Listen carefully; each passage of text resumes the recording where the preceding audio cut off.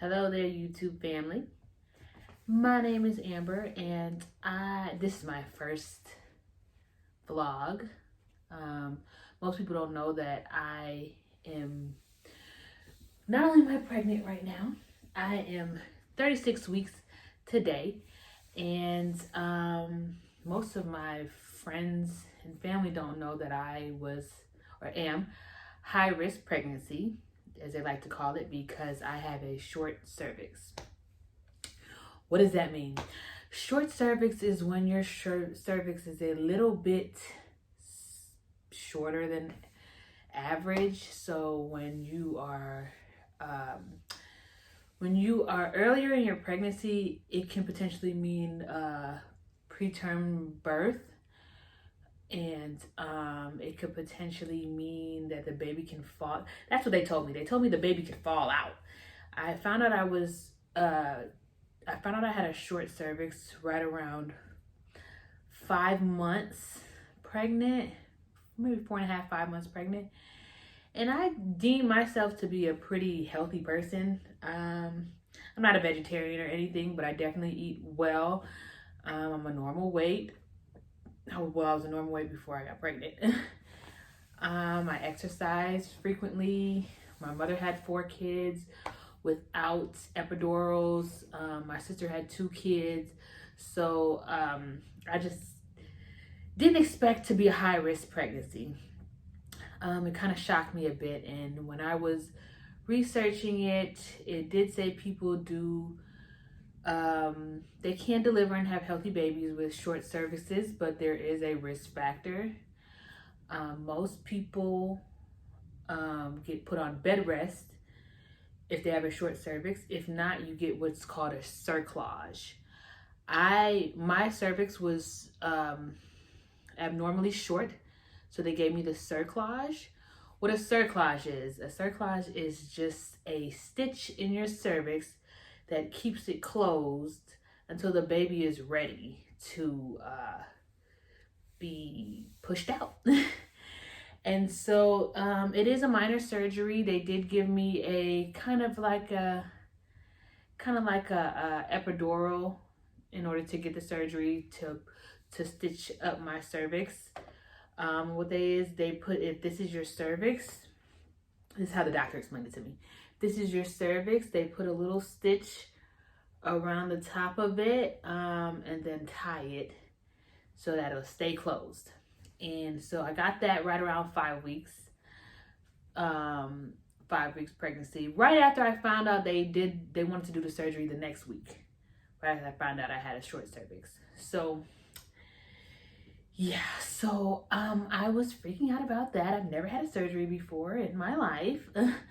So I did freak out about that, but the surgery, I guess the worst part about the surgery that they don't tell you is the epidural type of situation they did. Whew, that was uncomfortable.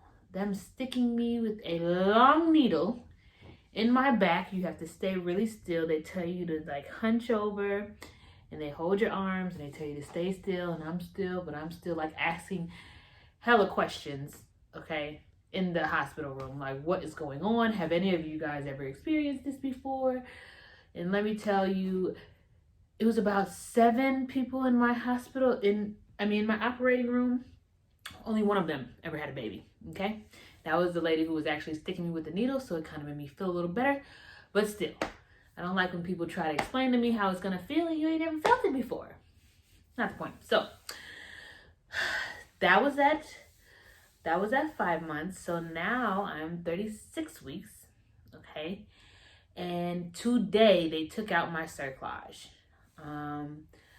So what that means is the baby could come at any time. They take it out a month before your due date. And now the baby is kind of, if he does come, he's going to be good and healthy. He is 5 pounds, 15 ounces today. So he's almost 6 pounds. So in about a couple of days, he'll be 6 pounds, and which is a full healthy baby. And me and the father of my child are not big people, I guess.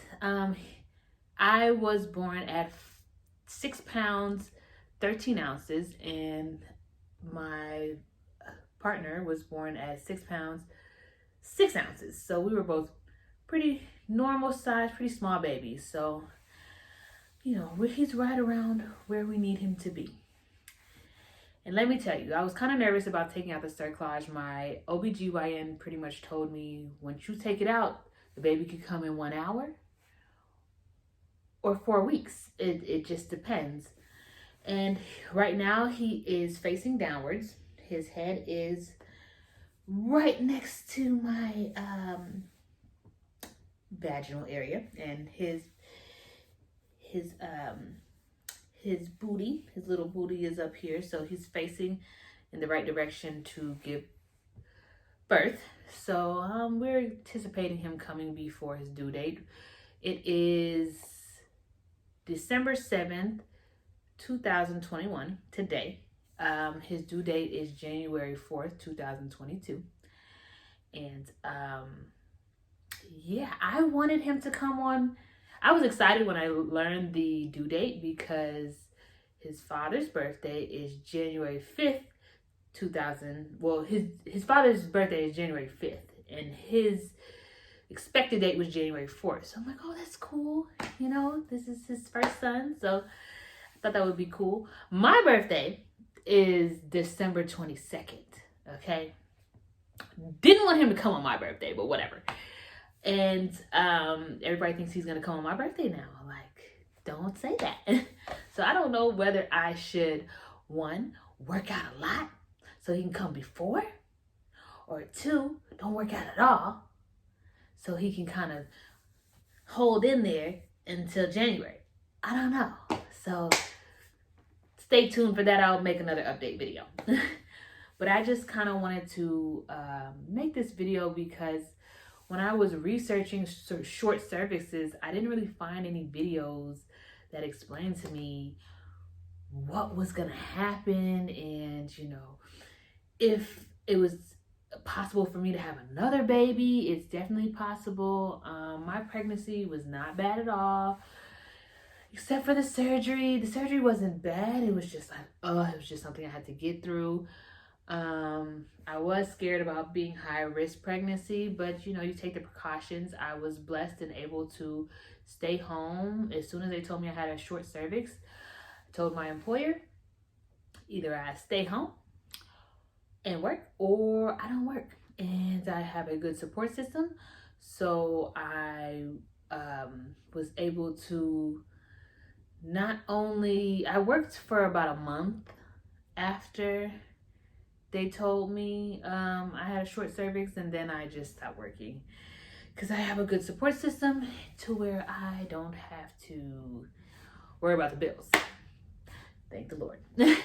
So, today, when they were taking out my cerclage, they told me it was going to be an OBGYN appointment, just like a pap smear. It's just going to be a long pap smear. I said, okay, cool. You know, it is what it is. It has to come out regardless. And when I got in the room, my mother came with me, not my spouse, because, you know, sometimes you just need that emotional support of a mom. And I'm blessed enough to where my mom lives 5 minutes away, so she just came with me. And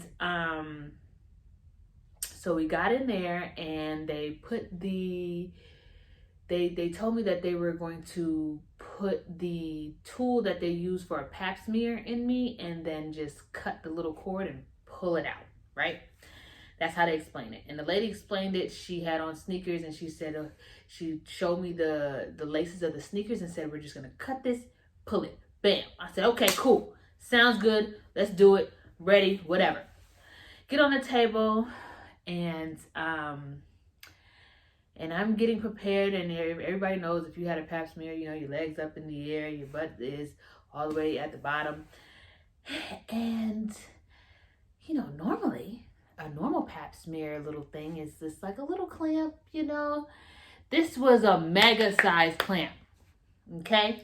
Mega size. Then when she put it in me, I'm like, oh, okay, deep breaths.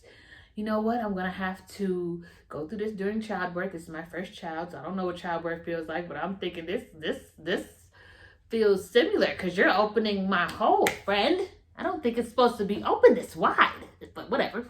Cool. So they put the clamp in me, and 2 minutes go by, and she's like, nurse, can you get somebody else in here? Because I need somebody to hold this other piece for me while I'm doing this. I'm just like, okay. You could clamp it down while you're waiting on the nurse. You could do that because, I'm just over here just wide open, okay? But she didn't do that, whatever. Nurse came in, and then they decide, first of all, they're talking low, like I can't hear you. Like, oh, we needed to open a little wider. Lady, I hear you, and I feel this. I feel it opening wider. It's not comfortable, okay? My vagina is not supposed to open that wide unless the baby's coming out.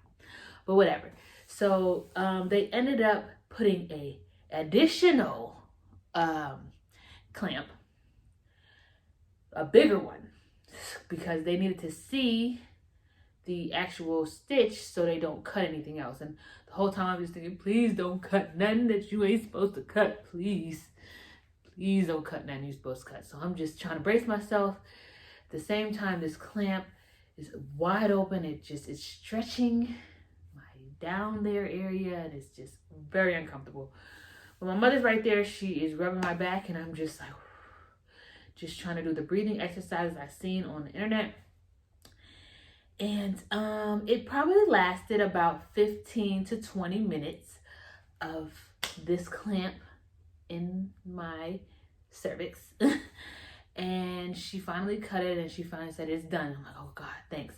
She didn't cut anything she wasn't supposed to. She showed me the little stitch that was in there. And it was interesting. I didn't know if it was gonna hurt or not. I don't want to say it hurt. It did hurt, but it was more uncomfortable than anything. And I just wanted to share that experience with you guys, to let you guys know, like, if you do have a short cervix, this is what you're gonna have to go through, but it's all gonna be worth it when I see his cute little face. But yes, as opposed to cerclages, definitely did the job, definitely held him in there. They said if I do want to have another child, they're just gonna put a cerclage in there sooner. So I'm gonna have to go through it again. Which, women are strong. And they just go through things sometimes. And you have to go through things to have a baby. And I just hope this was helpful for anybody else who has a short cervix, to tell you that it is not impossible. It is not as bad as you may think. You may think you're unhealthy and all those type of things, but it's just something we have to go through to have our beautiful little bundles of joy. And I will be doing another update after the baby is born to kind of let you guys know how the delivery went, because that should be interesting. They said because it's a shorter cervix, I might push for less time, but it depends. I'm definitely going to be doing exercises, Kegels, bouncing on the ball, breathing exercises. I will be walking.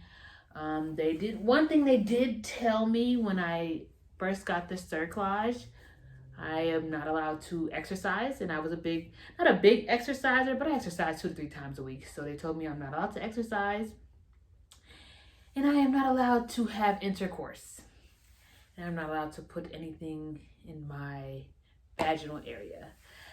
And that will really determine a lot of stuff. Your relationship with yourself and your partner.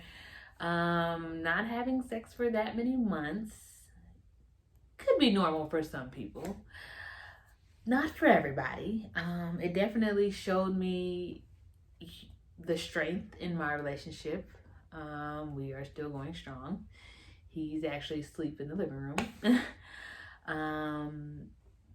And to tell you that, that is something that you have to deal with, is not having intercourse. That was a big one, because when you are pregnant,